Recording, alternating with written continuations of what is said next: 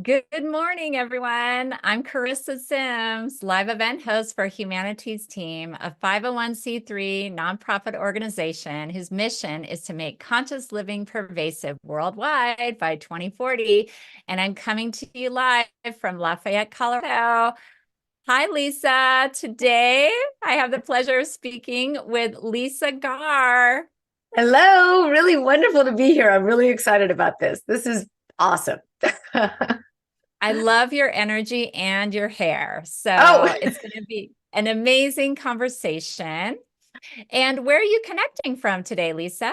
I'm in Los Angeles, just outside of Los Angeles. And if anybody knows, it's been pouring in LA, and we finally have a beautiful blue sky outside. It's gorgeous. So, yes, I'm grateful for the rain here. Grateful.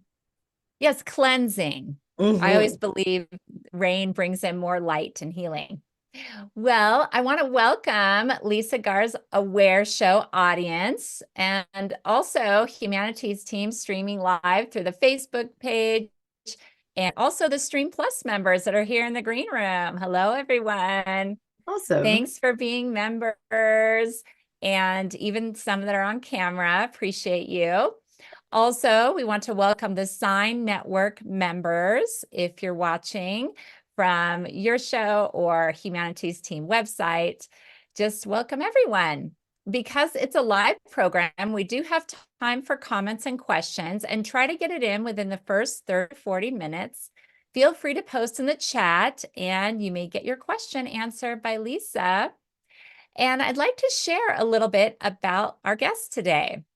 Since 1999, Lisa Garr has hosted and created The Aware Show, a transformational program about natural health, cutting-edge science, personal growth, and spirituality.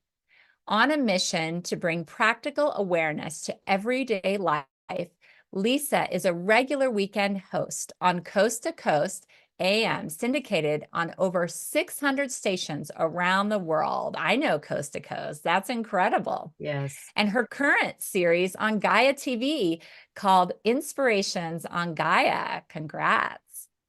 Utilizing her 20 plus years as a broadcaster, Lisa is a transformational story coach, helping thousands of people learn how to make their message their mission through her story, coaching sessions, and her best-selling book, Becoming Aware, How to Repattern Your Brain and Revitalize Your Life, published by Hay House.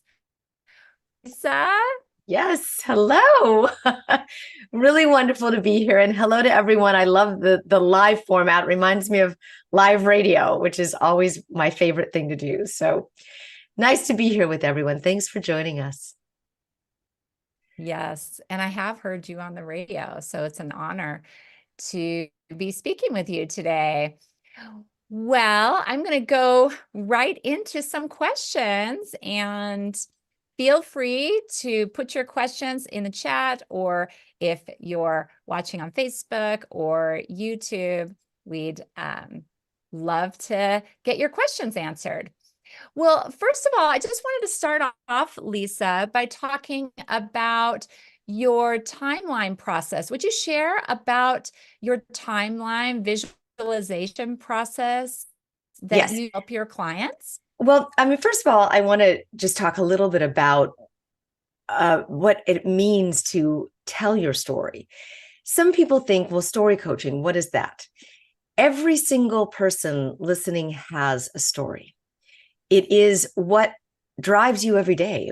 It's what moves you every day. It's the conversations you have every day. It's located beautifully and deeply into your subconscious mind, and it runs everything you do. But sometimes we're not aware of it.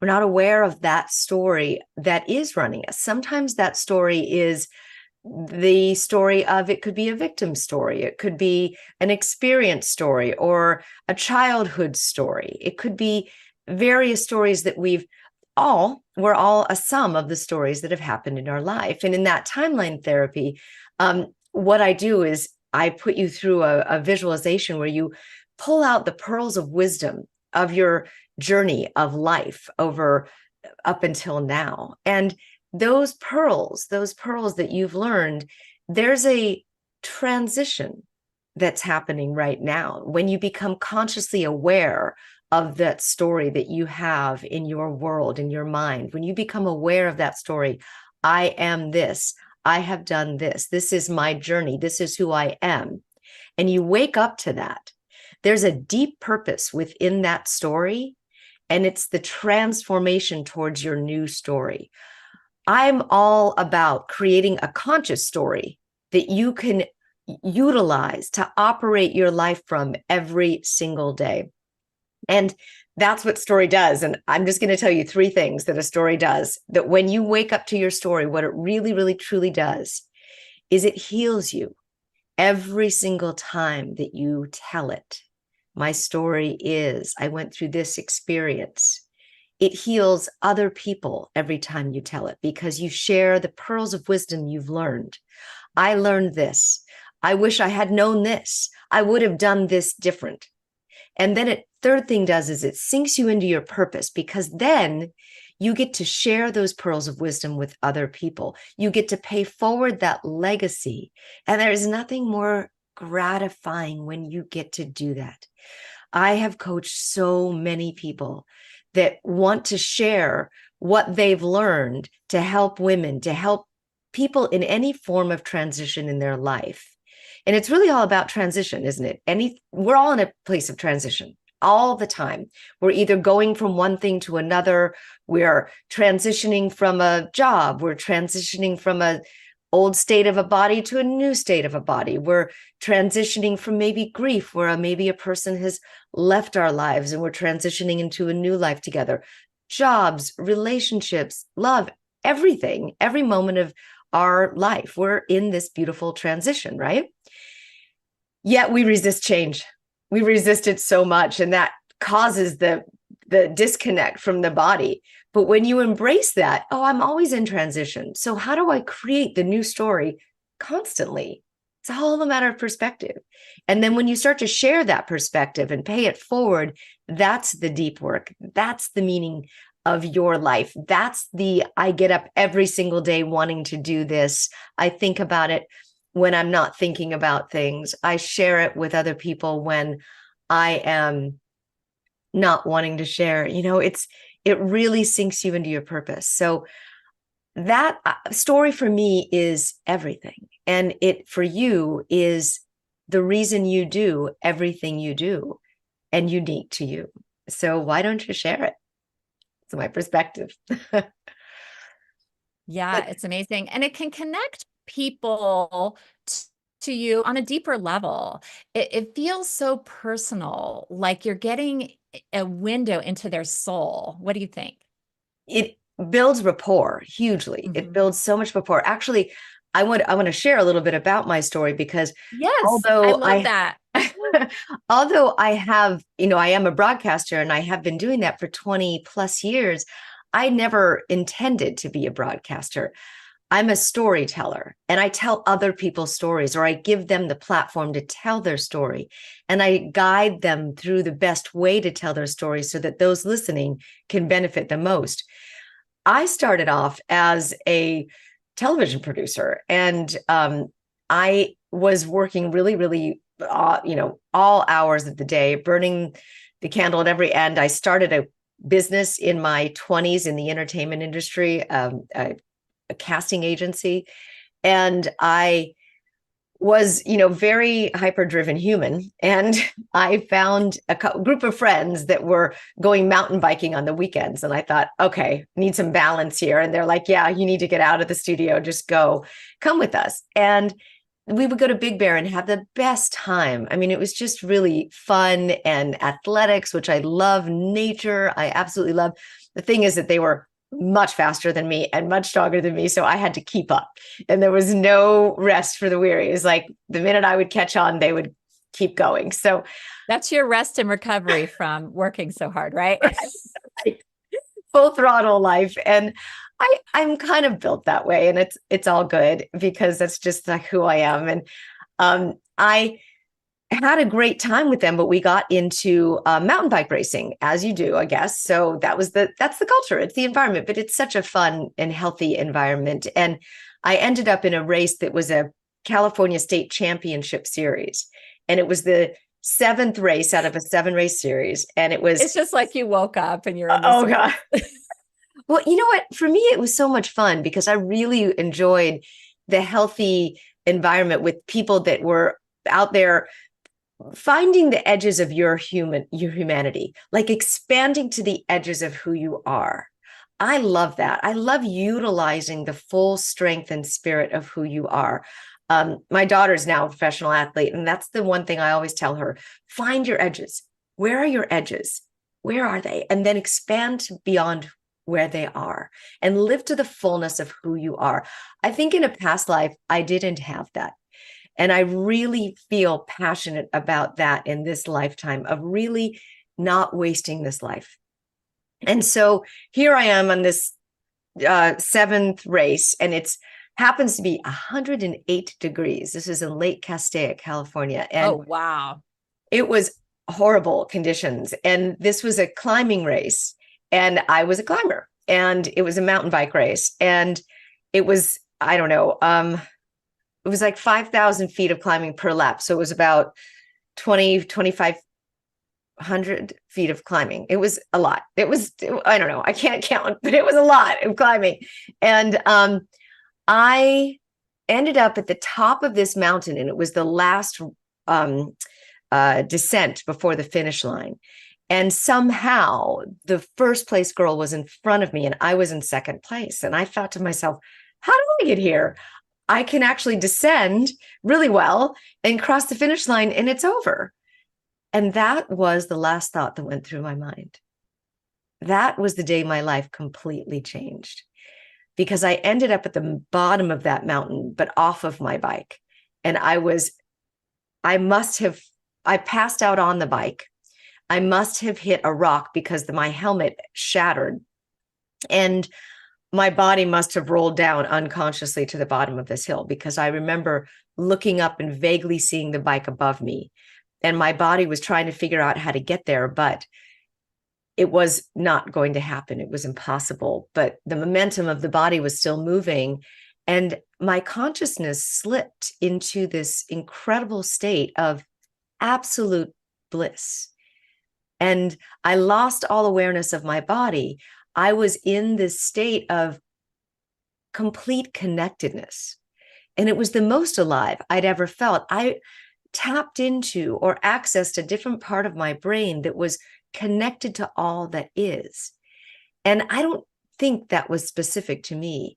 I actually know that everyone and everything around us is completely interconnected. I know you have all experienced this, if you've ever had that feeling of being in the flow or in love, or if you have a child, or if there's ever that feeling where it's a seamless connection where there's no boundaries, no barrier between you and all that is.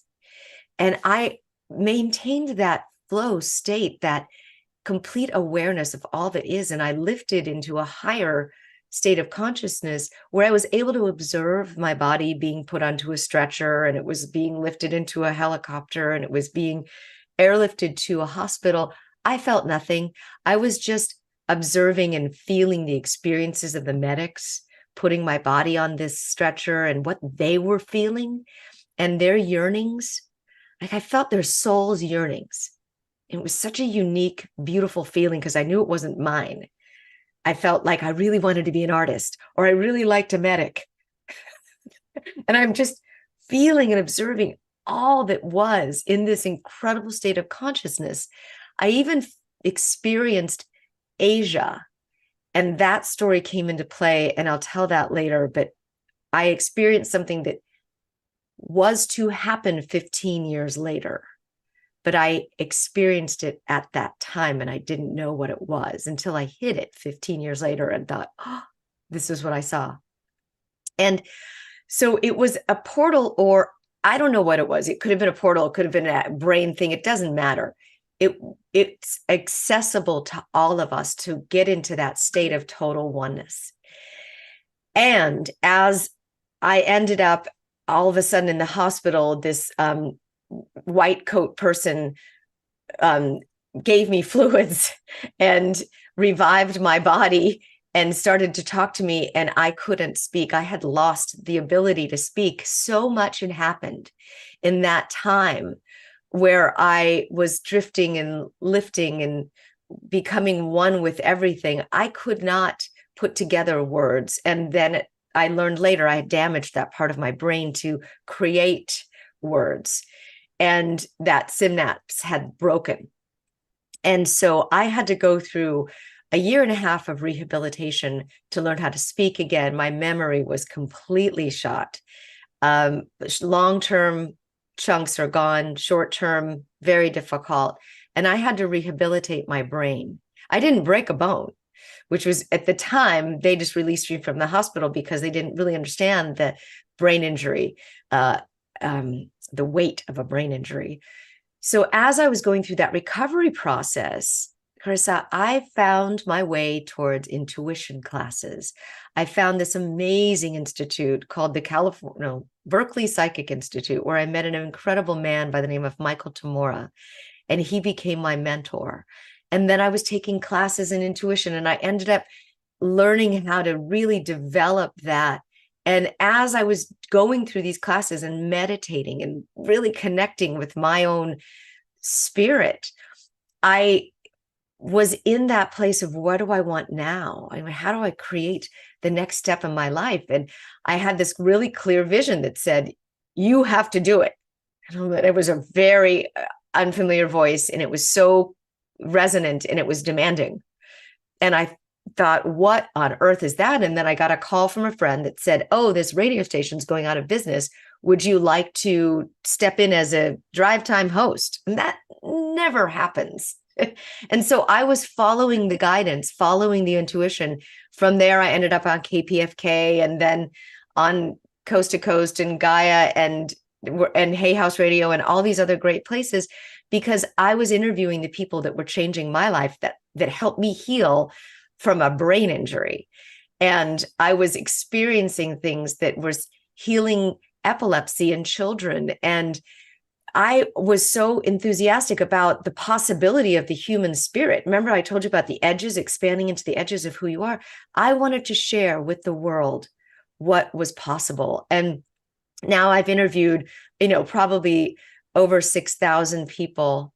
And in this, I look at Humanity's team and all of the wonderful people that I've started interviewing 20 years ago. Wayne Dyer was my hero and my mentor, and he wrote the foreword to my book. But Bruce Lipton and Greg Braden and, James Van Praagh and Neil Donald Walsh. And these are my mentors. These are people that helped me realize, and I was talking about angels on the radio and 20 years ago, and people listened because they were talking about angels in their living room or with their friends on the phone. And they're like, wait, someone's talking about this on the radio. Let's lean in. And that's how it became popular. It wasn't a desire for me to be a broadcaster with a #1 show. It was just because I was fulfilling my purpose. And that came from the story of me being knocked into this state of consciousness that I want to share with the world. So as a result of telling that, you know me a little bit better now, right? You know me not as a broadcaster, you know me as a spirit, as a soul that wants to encourage other souls to have the same experience, right? That's who I am. This is who I am. And this is why I want to connect with people. Yeah. That's so powerful. That's the power of story, Charissa. That's the power of story. And that's what I love to do, is help other people realize that level of story within themselves, to share it with others, to help move, as we all do. Here's the other thing. I'm sorry I'm talking so much, but did you have a question? No, I was just going to chime in because you really took me back. I mean, I lived in LA 20 years and I did triathlons. So I've done triathlons and Big Bear and mountain bike race. So I was just like there with you and like, oh my gosh, that could have been me too. And so, Yes. Yeah, I was just going to ask you more questions about the experience, because to me, it sounded like an NDE or a near-death experience. Absolutely. And you were calling it oneness. Yes. I mean, a near-death experience is the only reason I ever learned it was a near-death experience was 2 years later, I was interviewing Raymond Moody. So I went back to get my master's in spiritual psychology, and Raymond Moody was one of my professors. And I was concurrently doing the radio show. And he described the top 15 or 10 characteristics of an NDE. And it's, having a feeling of observing the body. It's an indelible memory you'll never forget. It's like it was yesterday. You can recall it instantly. It changes your entire trajectory in life and your purpose. All of these characteristics that he outlined, I was jaw dropped. Oh my God, that's me. That's what happened to me. And he had interviewed, thousands of people that experience NDEs with all the exact same characteristics, and wrote countless books on it, and is just an icon in the NDE world. And yes, that was technically what it is, but I also don't want it to feel like it's something that I had and no one else can, just because at NDA I'm different. I really want people to understand that it is a state of consciousness that everyone can slip into. And I do not encourage anyone going through a life-threatening illness or accident in order to get there. Please don't do that. You could do it in meditation, and you've all experienced it through a state of flow. When you've been in the zone, many people have written about this, and Power versus Force with Stephen Hawking and all these great people. It is a flow. It's a zone. It's something that you can feel that's outside of yourself. Even if you're in a room and you can feel the energy of a room, a concert, anything like that, where it's like a higher vibration. And you can get there in meditation or anything like that, where you learn a different quantum shift. And I believe there's not just the 3 dimensions that we live in here. Of course, everyone has that experience as well, because they're part of humanity's team, and they listen to people all the time talk about this. It's part of our ancient history. You see it in ancient texts, and people like Greg Braden have been so wonderful to illuminate that for us. This is a state of consciousness that's accessible to everyone. And what I've experienced as a broadcaster over the last 20 years is we've listened to so many of these great thought leaders for so long and so many years that the audience now is becoming the experts. So many new thought leaders are popping up, and they call them influencers, but there are a lot of really brilliant people that have created new thoughts and new ways of leading younger people. And the tide is rising all boats at this point. And this is the time that we are all needed more than anything. This is why it's so important to wake up to your story now, because all of us listening to all of the content that you all put out is our responsibility to pay it forward, because we, all of us on this call and listening, are needed now more than ever. It is a time to be active in what you know and how you can share it with one person, 2 people. It doesn't matter, because we are the tide that's raising the boats. And it's really time for us to realize that. Lynn Twist describes it in her latest book about this prophecy that was prophesized for 500 years. And we're in this last part of this 500-year cycle where the light workers are those that save this planet, this earth. We're the stewards of that right now. We're so lucky to be alive at this time, and our children will continue that legacy. So yeah, big picture stuff. This is the reason why you need to know your story, in my opinion. Yeah. Yeah. And like you were saying before, how you can shift out of old patterns and transform that. How can you transform your pain and your obstacles into your mission? First of all, it's becoming aware of it. And if you're in a story where it says, well, my mother this, or my spouse this, or my children, or my boss, or my job, just my fill in the blank, and you have a story that comes right after that, my this, my that, that's you running your old story through everything in your life. Blaming or victim consciousness. It is totally using you. And it's you're depositing your energy into that story every day. wherein that means you're not operating with 100% of your own energy every single day. You are funding your old story and it's using you. And I don't want that for you. I want you to be aware of where that blaming is, where the victimhood is, because it also creates an attractor field of attracting the victimization, of attracting the blaming, of attracting the old, repeating the pattern. And that is a drain on your energy, because if you look back on maybe conversations where you've deposited your power, and old memories where you've deposited your power, and relationships that are unresolved where you've deposited your power, or unresolved grief where you've deposited your power, and you look back and you've deposited your power in all these places, what are you operating from? Are you even operating from any sense of your own strength or your own presence or your own power? And it's really a great exercise when you go back and you look at that. Where have I deposited my power? Where have I deposited myself? And how much do I need to bring all of that energy forward and fund it back into the present time and make a new decision and move forward from that new decision? It's all choice. And it's unconscious what we do. It's not our fault. It's not putting blame on us. It's unconscious. But the unconscious needs to have a flashlight shined on it. And if we look back and say, oh, wow, I really had this unresolved conversation there, I want to call my power back from that conversation and make it clean within myself. Maybe that person isn't around any longer, or you don't want to wake up that sleeping giant. You can simply resolve that strength within yourself and move forward. Maybe that person isn't able to hear you ever. Doesn't matter. You can resolve it in your own place and say, oh, this is me. This is who I am. I want to choose this story moving forward, this story of strength moving forward, this story of empowerment, decision-making, helping other people illuminate your path so that you can help them illuminate theirs. It's a forward-going conversation. That other one is an away from conversation. This is a towards conversation.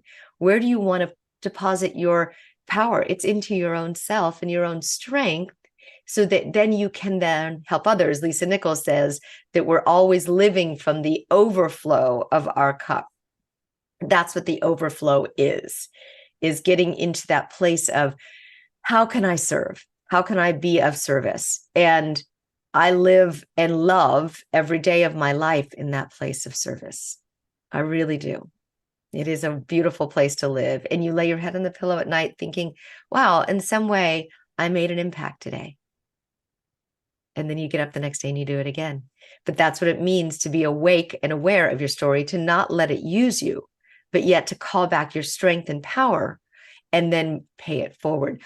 You look at the hero's journey, the Joseph Campbell's hero's journey, and I do go through this in my course, where I take you through this timeline, and we look at the incarnation that you came into, and you come into this ordinary world, and you think, oh, I'm in the ordinary world now, and who am I? And did I choose this? And do I really want to be in this family? Or do I want to identify to a new self? And who am I in this ordinary world? So you get this call to an adventure, and that adventure takes you out to mentors and friends and allies in your life. And that then you meet these people and you say, okay, well, I want to have this challenge. I want to go through this challenge in my life. I want to try this new thing where we have all this energy to try something. And so we cross that first threshold of a challenge in our life, and it becomes a test. It becomes filled with challenges, or maybe enemies, maybe not so friendly people. Maybe there's a deep, dark experience in there. So what happens is that you go into that innermost cave and you retreat and you say, okay, I went to do this. Had this ordinary call. I went to try something new. Wow, that didn't work out. Okay, that hurt, or that didn't feel great. And then you go into this ordeal of yourself and you say, okay, who am I? Who am I really in this experience? Where do I seize the sword out of that rock? Who am I really? And you formulate all these great who am I experiences. And then you formulate maybe an elixir and you come out of that cave and you say, here it is. Here's the youth serum. Here's the secret to life. Here's the flag. I want to stick it on the moon. This is me. This is what I've learned. And then you share that with the world. And that's what the hero's journey simulates many times in your life. We don't go into that deep, dark cave, dark night of the soul once. We got to do it over and over, but it's an evolution. So we go into that and then we evolve and go into that and we evolve and go into that and evolve and evolve. And that's a series of our stories. And when you string together those pearls of wisdom and you recognize them, then pay them forward, that's where the magic happens. That's what purpose is. So, yes. That's beautiful. And, since you were talking about your masterclass, I'd love to play a clip from Humanities Stream Plus. This is Lisa Garr's Make Your Message Your Mission. So can we play a clip? Have so many amazing practices, Lisa. So get a little glimpse of your masterclass. Great.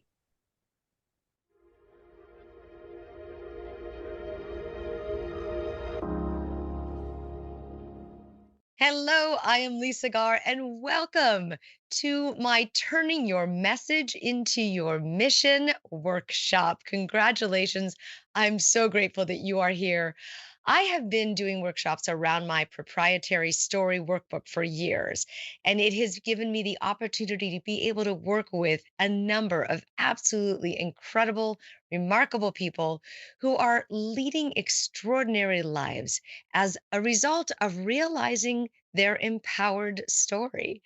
We all have a story in us, even though you might think you don't. I am certain that you do. And maybe you're feeling like your story isn't clear, or maybe you get lost in telling the timeline of the events. Maybe you get tongue-tied when people ask you about yourself or what you do, and you find yourself telling people everything about you to the point that they lose interest. We don't want that. We want you to be able to craft your story, and crafting your story is a skill. I look at it as a beautiful dance, a choreography of a beginning, a middle, a healing journey, and a forward moving, what is possible future. So, this is the journey we are going on during this workshop. We're not only going to look into the past and pull the pearls of wisdom out that you've learned, but we're also going to go into your future so that your wisdom and experience and your insights can align with your purpose. Awesome. That's I love exactly what I that. just said. Yes. Yeah. And you go a lot deeper into the masterclass. Can you share a little bit with our audience about Yes. what they might get out of the masterclass? Yeah. I would love to, because as I explained there, sometimes we do get lost in telling our story with the details and reliving it in our head and pulling out lessons that we've learned and so forth. I have in this masterclass a story graph that I share with you that I created that creates kind of a choreography for your story. It starts off with questions that you can ask if you're ever presenting to a group. And we're always presenting. We're either, we could be presenting at work, or it could be, a parents association. It could be, something in your community. Wherever you are, you're a leader. And your story helps you be that leader in your life. And you don't need to be leading countries. You could just be a leading leader in your own life. So what that story graph does is it helps you chunk down the past, the present, and the future of your story. And I start off with my story began when. The present is my healing journey is, and this is where your teaching moments come through. And then the future is what's possible. How do you pay this forward? How can I help? And so we go through that story graph in this course and fill it out together. I do several long visualizations that help you really walk back in a safe way into your life. We go to like this 30,000 foot view and we look back at all of these pearls of the seeds of wisdom. and pull them out and then move them forward. And they're all done with this incredible healing music behind it that helps raise your vibration. So we're not telling our stories from our wounded past. We're telling our stories from our healed self. And so we don't elicit pain in others, we elicit possibilities in others. And that's how you pace people going forward. So, I mean, I would just love, maybe in the chat, you can all put in here, if you have an opportunity, what is it that you would use your story for? Are you a teacher? Are you a practitioner? Where would you tell your story? Who would you tell your story to? I'm just super curious. If you drop that in the chat, who would you tell your story to? And I love that. Then I can learn a little bit more, because I speak with a lot of people who are in transition from in retirement, and they want to create something new in their life and they don't know what it is. So I had one lady who I coached, and she was she had been through a huge transition in her life. She went through a divorce after 20, 30 years of marriage. She retired from her job, and she did not know what she wanted to do next. And we looked back in her life where she was her happiest. And it was when she was singing in a choir, in a traveling choir, when she was young. And so we looked back at that, and how, yes, teachers, and how that really lit her up in her life, and what she learned from that experience of the traveling and the freedom and the adaptability and the fluidity and the community, all that great stuff. So we decided and looked up on the call traveling choirs for senior citizens. There's a ton of them. Who knew? She was so excited. She just started to apply for them. She wrote me several months later from Egypt. She's like, I'm with my traveling choir. I'm in Egypt. Thank you so much. Because she woke up to her story, recalled all that energy that was stuck in divorce and retirement and devastation. She went back further, brought that energy forward, and totally, completely changed her life. She's having an amazing time. And it's a wonderful, life-changing experience. If you are a teacher, stories. I mean, it's a comment from the chat, just for those who can't see. We have practitioner, writer, teacher. Go ahead, Lisa. Yep, exactly. Oh, good. So yeah, I can't see those. Yes, exactly. So when you are teaching, well, I mean, first of all, did anybody see the Super Bowl? Did anybody watch the commercials on the Super Bowl? Those are all stories. That's how they're written. That's how they're filmed, is they're little mini movies, and they're a beginning and a middle and a victorious end at the end of every single commercial that has a product involved. But I look at them for the stories of joy, or what do they elicit in you, and how do they emote? How do they make you feel? And that's what telling your story does, is it leads people. I mean, people sell through story all the time. People teach through story. Teaching moments are huge. One of my clients is a practitioner of something called brain spotting. And she has, what is brain spotting? Who's ever heard of brain spotting? But there's a huge world around this thing called brain spotting, right? You've heard of it? Yes. So she's created this technique called harmonic brain coherence. And it's a combination of brain spotting and EMDR and all these different things. And for a long time, I was coaching her, and she pretty much puts about 40 different modalities into one thing and helps people heal from trauma. And it took me a while to figure out what she does. Now that we've got that all put together, she tells the story of how she found all these things, put them all together, and created her own thing called synthesis. And now she's paying that story forward with mentoring other people in her techniques that she has taught and trained people in for 40 years. So it's really, really amazing. Someone says, young females that were uprooted from their birth country. Wow, the stories. Think of the traditions that the young females could hold on to and can maintain in their new environment, so that they feel the familiarity of home, and they teach people around us what traditions their cultures were based on. Wow, have we lost that in this country? And I'll just, yeah, I know. I can say a few more comments from the chat here. Yeah, you don't have to. I'll do that, Lisa. Fun. I I'll love just it. I love the connecting with question. people. That's why. That's So, why I'm doing it. Catherine says soul driven or teacher coach. So that's going to be who she wants to be teaching and sharing her story. And Gurinam says she has her whole outline here: spiritual awakening from out of the blue, 1979, life-changing, finding you're married to someone who is gay, losing your new husband after 34 years. Oh. I mean, I just chills all over my body. Wow. Each one of those are the person who found out their husband was gay. How many people could you share that journey with? First of all, you would realize you're not alone.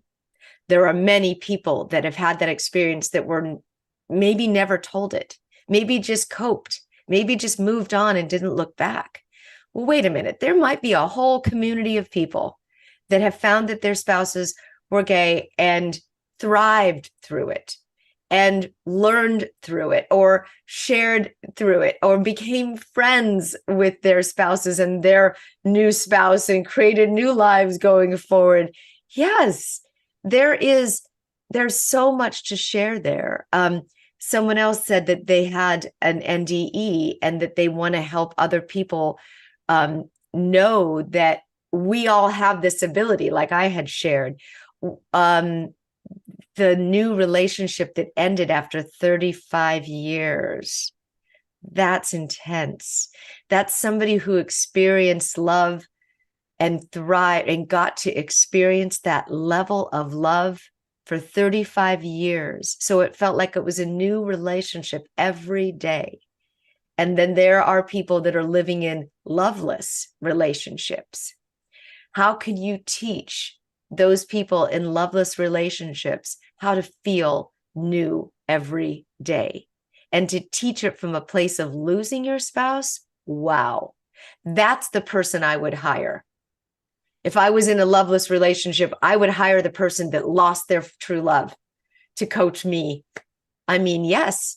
And by the way, there's so much.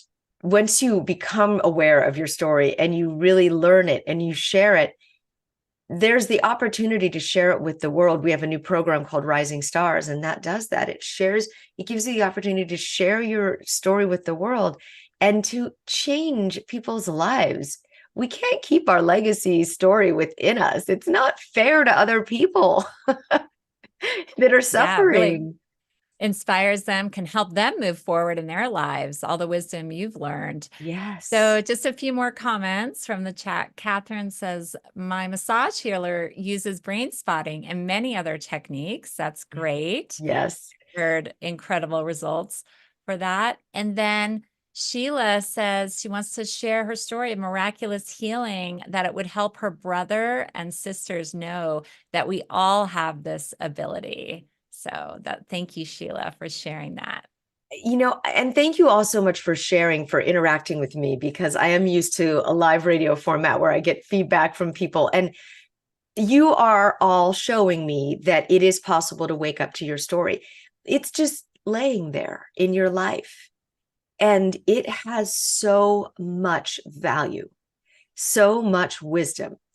And if you are looking for your purpose, to deepen your purpose in life, maybe you know it. Maybe you're a teacher and you found out that your purpose is teaching. But how about thriving as a teacher and deepening that purpose as a teacher so that every day you wake up excited to go to work, excited that gets you through the challenges of your everyday job, that makes those go away because you realize that you're here for a bigger reason.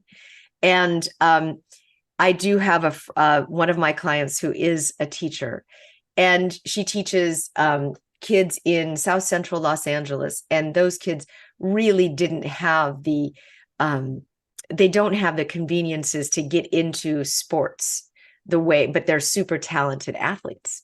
So she comes from a background where she had the ability to get into sports and to get into those types of challenging competitive sports, but she didn't succeed the way that she wanted to.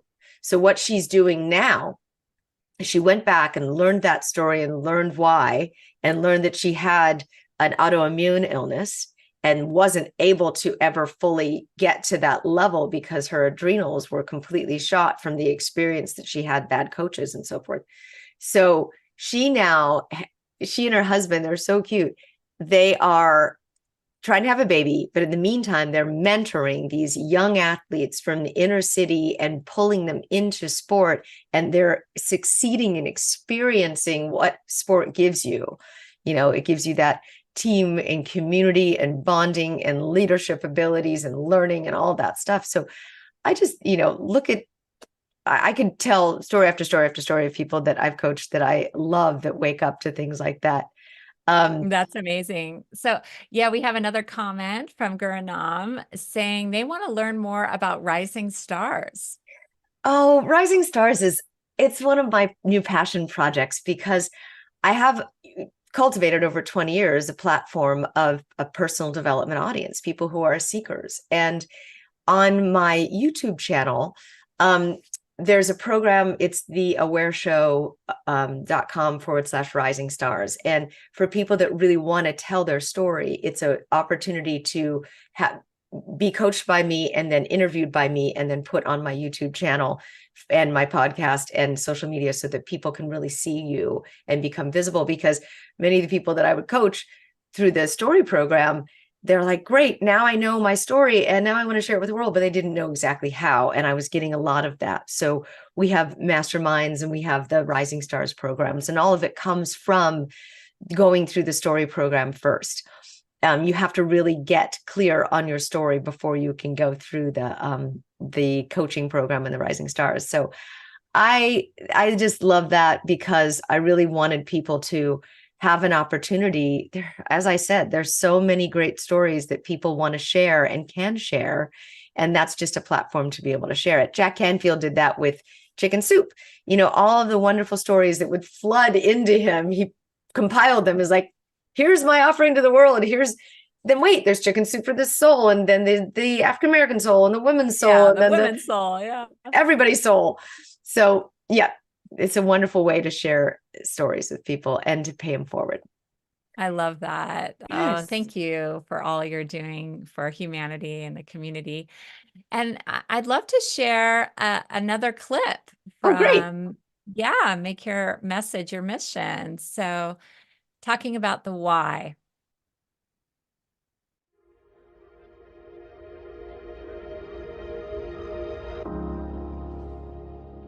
Your biggest why. It's the reason you do everything you do. But it's got to be in there in order to propel you forward with the biggest reason why you want to tell your story. Now, this is different than your goal. The goal was, how do you want to get your story out in the world? Why do you want to tell it? In terms of, do you want to be on a podcast? Do you want to start a podcast? Do you want to write a book? Do you want to have a coaching practice? That's your goal in telling your story. This is the engine, the fuel behind it. This is the biggest why, the biggest reason why you want to tell your story, that biggest motivating factor. For me, it was to heal people that had brain injuries, to help them understand what it meant to be locked inside your head and what it meant to have people that see you as the same person that you were, but completely different inside. I have now a goal of imparting my knowledge of storytelling on others so that they can wake up other people to their life's path and journey. My motivating factor every day is to listen to your story and to find out what moves you forward in the world and what deepens your purpose. Anyone wants to put in their why. What is your why? Why would you want to tell your story? And it is like someone had said earlier, it's about inspiring young women and so forth on reintegrating. You talked about the who on this last part of the question that I asked. I want to know the why. And it's one of the reasons why I had a cancer survivor, a wonderful, wonderful lady. And I'm also a cancer survivor. are Mhm. you wonderful? Yes. And so Sandy Clark Martin from Boston, she's an amazing woman. And she not only went through that incredible journey of healing from cancer, but now she's created a support team. Anyone who has cancer in her community, she knows exactly what to do for them. She's created a support group. She's got Meals on Wheels for them. She's got tons of wonderful phrases and sayings that she brings in. She sends cards. It's incredible what she does for the cancer communities around her, just in her way. She sends these wonderful things that she sent me a bracelet once. If it's got a saying on it about if she knew she could, she would, or something like that. It's really great. And blankets. She's such a cool lady. So it really brings her purpose every day to help other people who are going through the cancer journey feel like they're not alone. Oh, that's amazing. I'll share some of the comments here from Ariella. She's a speech therapist who learned a tool to communicate with the higher self of nonverbal autistic children. Used it with my granddaughter in the womb. Amazing. She wants me to spread the message to all parents and grandparents to help transform our troubled world. What is that? I don't know. I don't either. Everyone should be muted, right? Yeah, that came Okay. from, that was interesting. It wasn't my phone. Okay. Anyway, Higher power. I guess it's higher power. important. So wait a minute. That was really interesting. So she's talking about non-verbally communicating on a higher resonance level with those that are experiencing autism, right? Mhm. So that in the womb, in utero, that is genius. And to know that that's possible, that's absolutely incredible. So she could, wow, there's so much she could do. I mean, she could create with communicate with mothers groups on in prenatal units. I mean, she could get through to so many people. There's a woman that I know of that's creating a soulful pregnancy program. Her name is Dr. Rosalind Baxter Jones, and she's incredible. So there's something called Soulful Pregnancy, which is a wonderful place to connect as well with mothers that are connecting with their babies in different ways, because there's a lot of research that Dr. Roz is doing around this and showing that it's possible to connect in utero. And of course, after the child is born as well, there's a wonderful synapse that happens that starts in utero. And then when the baby is born, another way to communicate without words. That's beautiful. That's incredible. Someone else is saying, You can't help it. You're like, you just, go ahead. Go ahead. oh, Read it. wow. No, this is great. To ease others' suffering so that they know that they're not alone. This too shall pass and a brighter future awaits. Thank you to know that, but to go through that, a tough time with someone else is key. I mean, grief, that's one of the biggest things, is unresolved grief. Talking about funding your energy. My mother has dealt with this for 5 years, that my father passed 5 years ago, and she was just depressed and lonely, and I kept connecting her with grief support groups, but she would drop out because the depression was stronger than her desire to connect. If she had one friend that could call her all the time, that she didn't have to go to, but actually came to her, would be so great to help people know they're not alone. This will pass. A brighter future awaits. Thank you. Yes. Lori says, it could be very empowering to comb through my life story, but my personality type is not very outgoing. Although maybe after getting familiar and comfortable with my story, I could become more extroverted.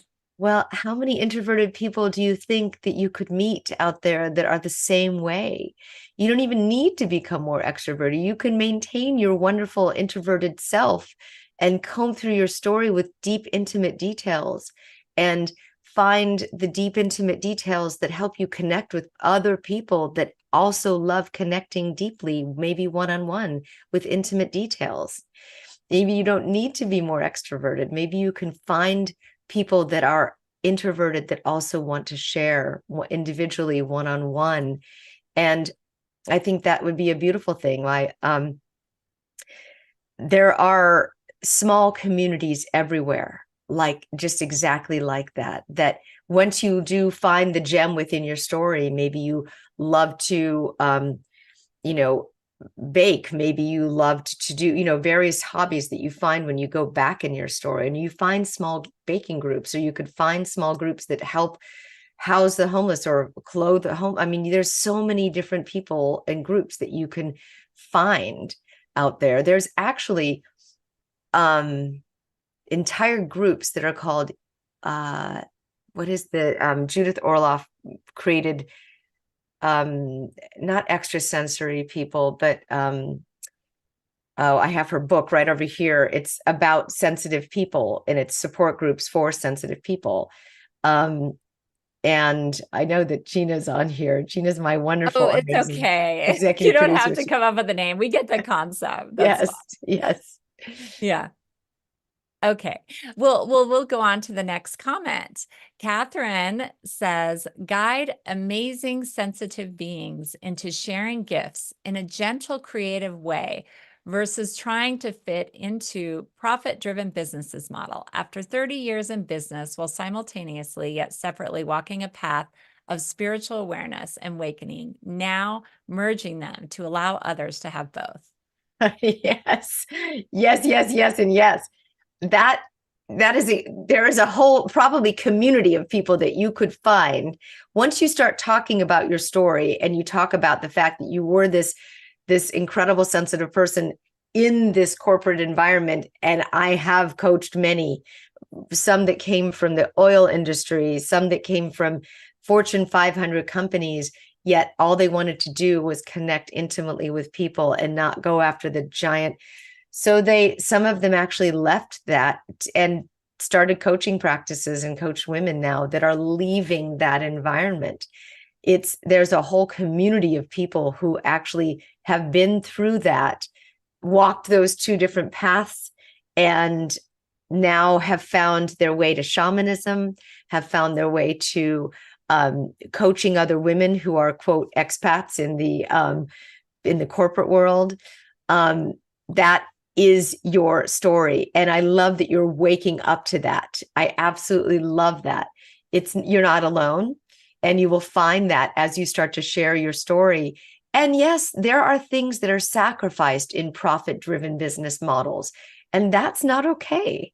One of my clients is a whistleblower on one of those environments that was intense for her. And she was ostracized from her community to find out 2 years later that the people were actually fired for doing what they did. And now she gets to talk about that and write about that. And that's the woman who found her way to shamanism. Powerful story. Mm-hmm. That's incredible. Yep. And so I'll just share one last comment. Gagi says, so this has been challenging to share, but my journey has been now where I recognize I only want to do what I love. So she wants to have a transformational and healing practice and travel to Egypt and Jordan and call it Star Medicine. And she's been working with Mayan elders and writing daily and posted on a magical website. Oh my gosh. So wonderful. Wow. Do you have any parting words as we finish up our webinar here? I mean, it brings me joy to see this much energy coming through. Yes, create your travel webs. I mean, your journeys.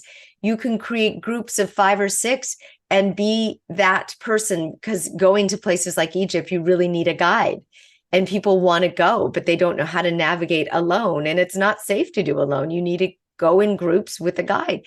Create that, please. Is it, what was her name? Gagi. Yes. Do something. Let's start small. And that is one of my absolutely encouraging words is once you discover your story, start small. create a podcast with maybe 5 or 6 episodes that you record on Zoom and launch it into a podcast and see what the responses and the listenership is. You don't need to create a whole big engine going forward or a giant talk show. You can create a blog, and you will find your people, you will find your community, and set it in the intention of, may this find and resonate with the people that resonate the most with me, and have other people wake up to these journeys and stories and communities within themselves. And now all of a sudden there's 5 or 6 of you, you become great friends. It could be around the simplest of things, of miracles. Marcy Shimoff created a miracles community many years ago. People connecting on miracles that they experienced. And now it's this whole big, huge thing. So it is amazing. Yes, it's something that we all love and need, which is community. Dan Buettner just wrote this great book about the blue zones, and his biggest takeaway from all of the blue zones that he discovered all around the world of people that live the longest and the healthiest, the number one thing that has allowed them to live the longest and healthiest is community. So thank you so much for letting me share and talk this whole time. I appreciate it. Oh, well, thank you everyone for being here and interacting with Lisa. If you're not a member of Humanities Stream Plus, I would highly encourage you to get access to Lisa's masterclass, Making Your Message Your Mission, and other incredible spiritual teachers and programs. I wanted to thank the production team, Jim Gray, Garth Catterall, Abby Johnson, and the rest of Humanities team. It's been such a pleasure connecting with you, Lisa, and wish you all the best in making your message your mission. Thank you so much. And I encourage everyone to go on this journey. Thank you.